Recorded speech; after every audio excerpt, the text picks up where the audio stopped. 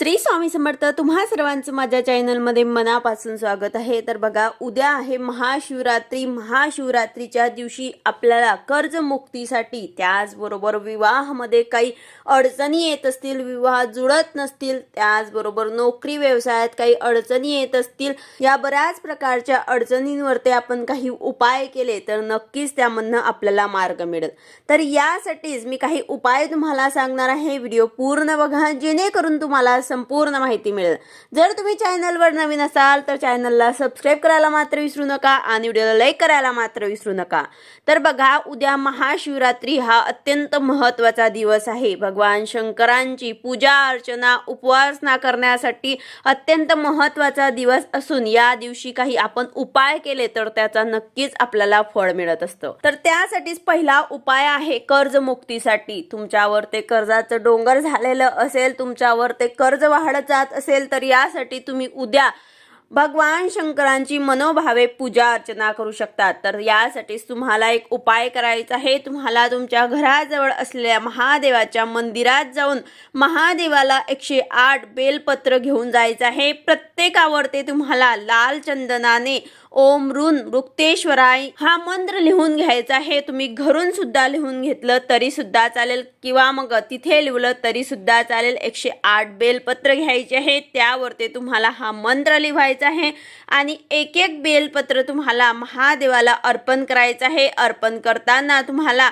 ओम ऋणमुक्तेश्वराय महादेवाय नमो नमः हा मंत्र म्हणत तुम्हाला एक एक बेलपत्र व्हायचं आहे आणि भगवान शंकरांना त्वरित कर्जमुक्तीसाठी विनंती करायची आहे, त्यांना प्रार्थना करायची आहे. आपल्याला माहिती आहे की भगवान शंकरांना बेलपत्र जे आहे ते अत्यंत आवडीचे आहे. त्याचबरोबर बेलपत्र शिवाय त्यांची पूजा अर्चना पूर्ण होत नाही.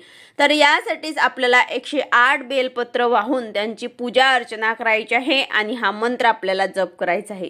दुसरा म्हणजे ज्या मुला मुलींचे विवाह योग जुळून येत नाहीत, त्यांच्या विवाहामध्ये विलंब होत आहे, काही कारणांमुळे काही अडचणी येत आहे, तर त्यासाठी तुम्हाला हा उपाय करायचा आहे. तर बघा, उद्या आपल्याला महादेवाच्या मंदिरात जाऊन महादेवाला आधी दूध आणि त्यामध्ये थोडंसं पाणी घ्यायचं आहे, त्याने आपल्याला अभिषेक करायचा आहे. नंतर आपल्याला उसाच्या रसाने सुद्धा अभिषेक करायचा आहे. आपल्याला आधी दूध थोडंसं त्यामध्ये पाणी याने अभिषेक करून उसाच्या रसाने अभिषेक करायचा आहे आणि एक एक बेलपत्र आपल्याला अर्पण करायचे आहे. तुम्ही कितीही बेलपत्र उद्या महादेवाच्या पिंडीवर ते अर्पण करू शकतात. त्याचबरोबर तुम्हाला ओम रुद्राय नमः, ओम पार्वती पते नमः, मम सकल विवाह बाधा निवारणाय नमः हा मंत्र म्हणून तुम्हाला पूजा अर्चना करायची आहे आणि विवाहातील सर्व बाधा दूर होऊन त्वरित विवाह होण्यासाठी तुम्हाला भगवान शंकरांना विनंती करायची आहे. हा मंत्र तुम्हाला स्क्रीनवरती सुद्धा दिसत असेल. तुम्हाला हा मंत्र जप करायचा आहे आणि भगवान शंकरांची पूजा अर्चना करायची आहे.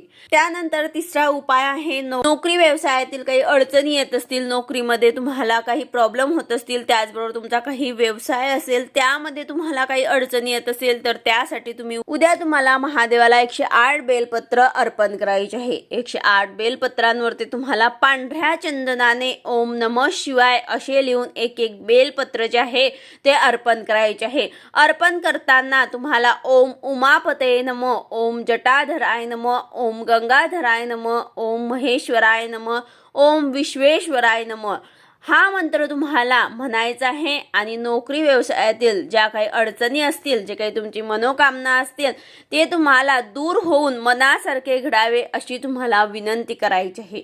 तर अशा प्रकारे तुम्हाला 108 बेलपत्रांवरती पांढऱ्या चंदनाने ओम नमः शिवाय लिहून मला अर्पण करायचे आहे.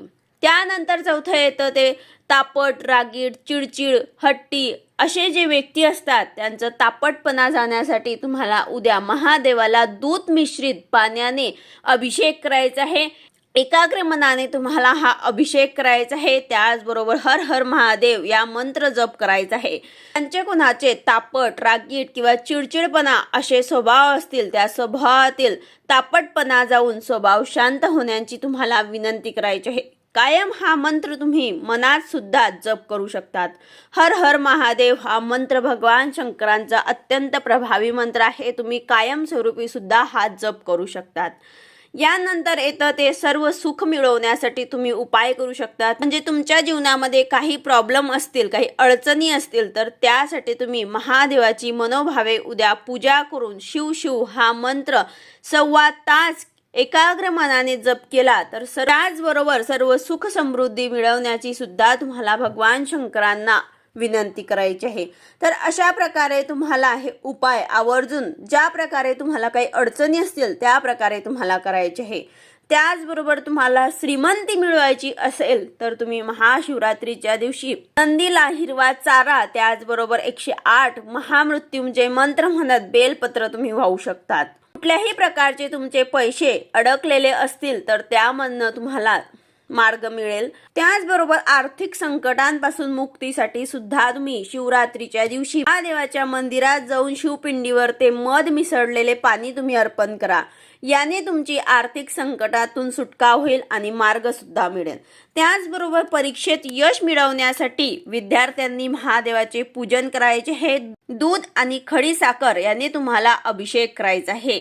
याने बौद्धिक क्षमता आणि ज्ञान वृद्धी होत असते आणि परीक्षेत सुद्धा चांगले परिणाम होतील. तर अशा प्रकारे विद्यार्थ्यांनी हा उपाय आवर्जून उद्या करायचा आहे. अशा प्रकारे अशा शुभ दिवशी काही उपाय जर आपण केले तर त्याचं फळ आपल्याला नक्कीच मिळत असते. महाशिवरात्रीचा दिवस अत्यंत महत्त्वाचा असतो.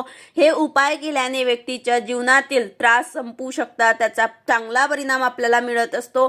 तर तुम्हाला महाशिवरात्रीच्या दिवशी भोलेनाथांना प्रसन्न करून त्यांचा आशीर्वाद मिळवायचा आहे आणि आपली दुःखापासून सुटका आपण मिळवू शकतात. तर यासाठी तुम्हाला हे काही उपाय मी सांगितलेले आहे, त्यामध्ये तुम्हाला जे जमेल ते उपाय तुम्हाला उद्याच्या दिवशी करायचे आहे. व्हिडिओ आवडला असेल तर लाईक करा, शेअर करा, सबस्क्राईब करा. भेटूया अशाच नवीन व्हिडिओ सोबत. श्री स्वामी समर्थ.